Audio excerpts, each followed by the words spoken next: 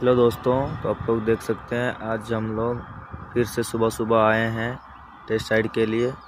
और मेरा एक टेस्ट राइड बच गया था, इसकी वजह से आना पड़ा फिर सुबह जो कितनी ठंड थी फिर भी आना पड़ा हम लोग को। पूरा मतलब सुबह 5 बजे हम लोग निकले थे इधर से और अपन को 1 घंटा लगा इधर पहुंचने में और 6 बजे हम लोग इधर आए हैं।